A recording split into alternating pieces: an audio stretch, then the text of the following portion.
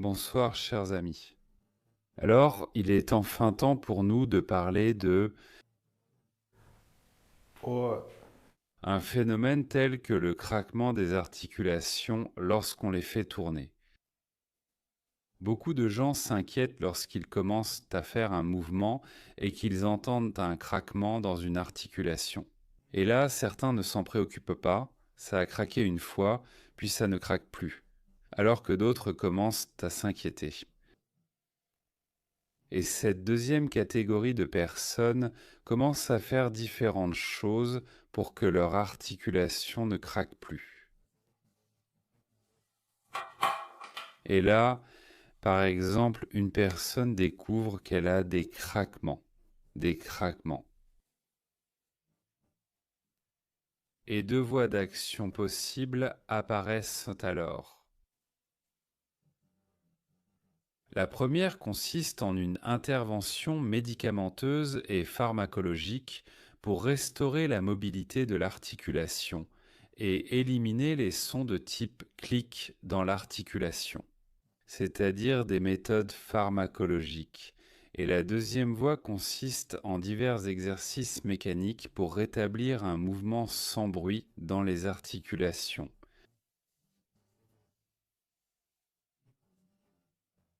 Certains ont vraiment besoin que l'articulation bouge sans bruit.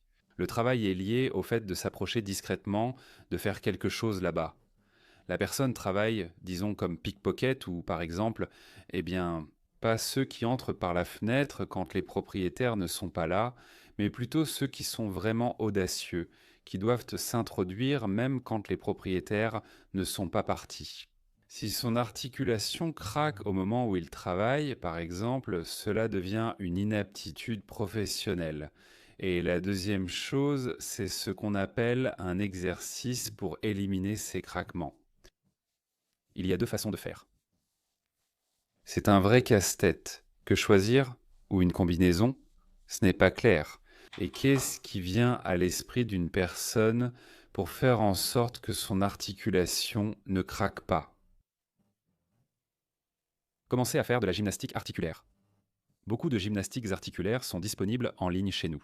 Narbekov, Marbekov, en général, il y en a plein, comme Shishonin, Moshonin. Bref, il y en a vraiment beaucoup.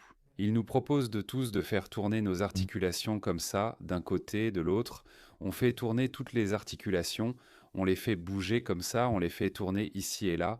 Ça a l'air bien, ça tourne, ça bouge, mais ça craque quand même. Tous ceux qui commencent à faire tourner leurs articulations vont forcément remarquer que dès qu'ils commencent à faire tourner une articulation, il y aura au moins un endroit où ça craque. Surtout quand ils commencent à faire tourner l'articulation de la hanche, à la faire bouger, et tous se plaignent. Quand je fais tourner une articulation, ça ne craque pas, mais avec une autre, ça craque. Attends un peu, bientôt les deux craqueront. Et ces exercices-là, beaucoup de gens aiment bien faire ce genre de gymnastique articulaire le matin, faire bouger leurs articulations comme ça. Ils pensent que cela améliore la fonction des articulations, du fait qu'ils les font tourner et bouger comme ça. Et puis, à la salle de sport, beaucoup aiment aussi s'échauffer avec des mouvements très intenses.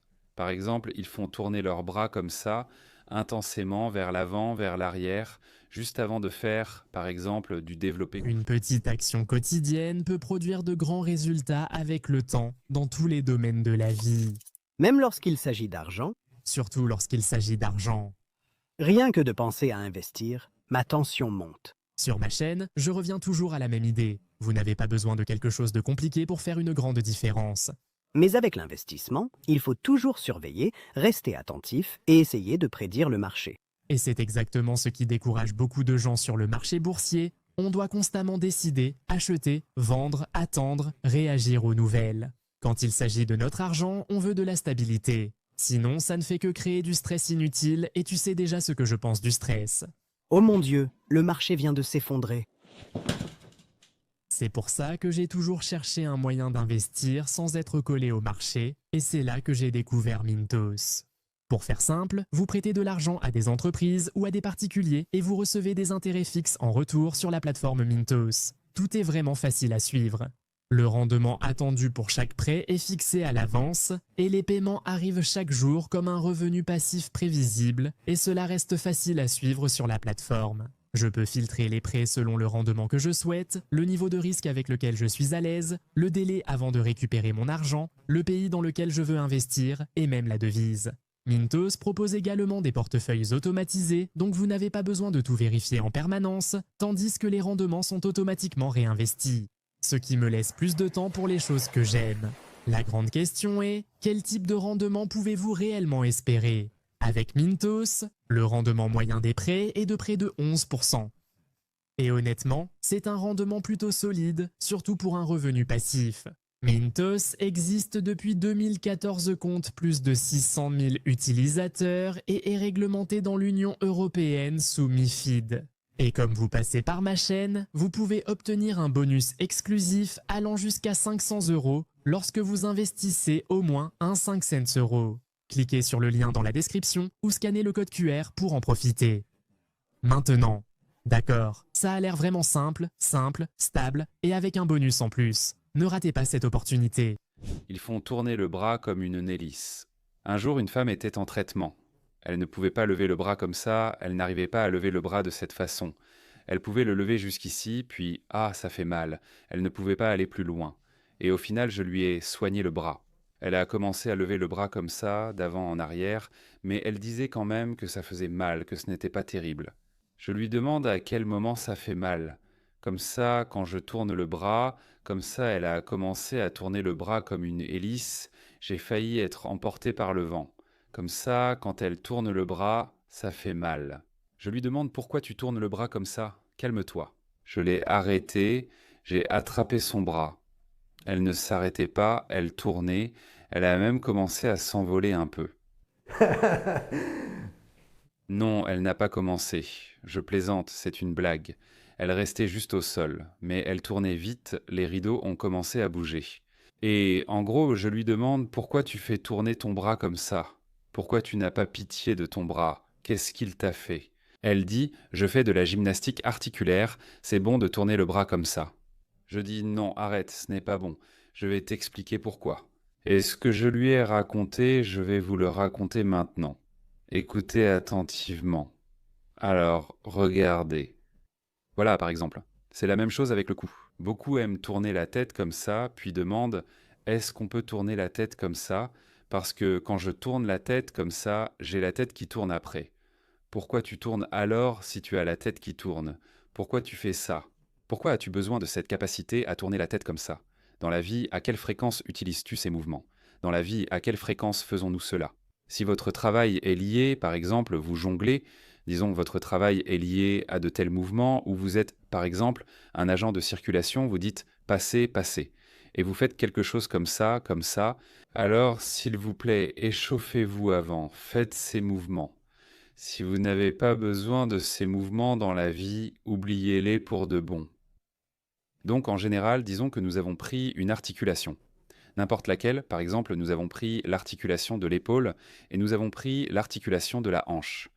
2 articulations. Ça nous suffira pour commencer.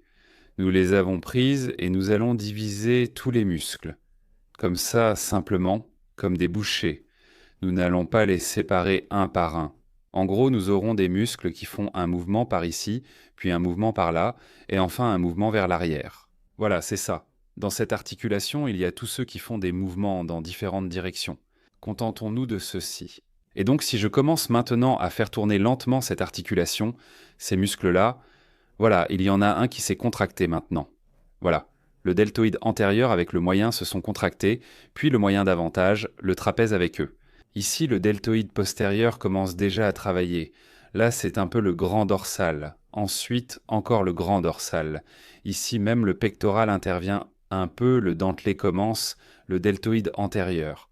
Et donc, quand je fais lentement, là je le fais lentement, tout ça a le temps de s'activer l'un après l'autre. Il y a le temps de passer d'un muscle à un autre.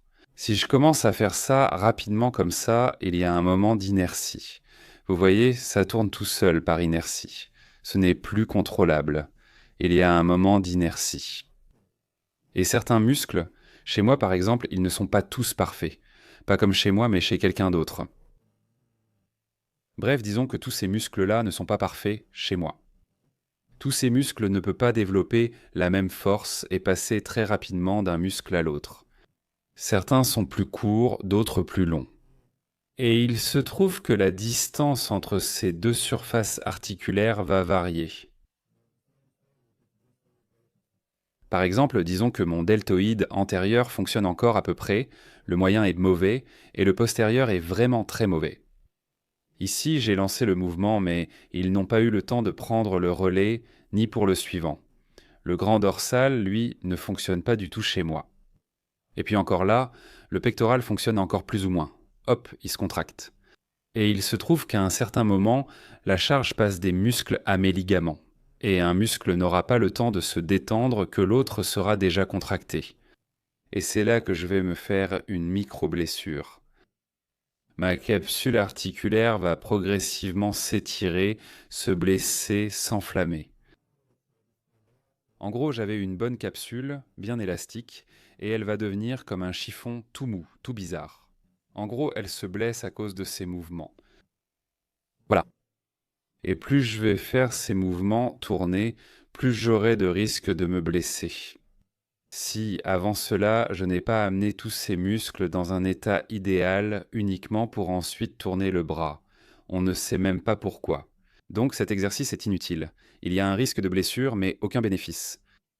La seule chose, par exemple, si vous voulez nager sur le dos, vous allez nager.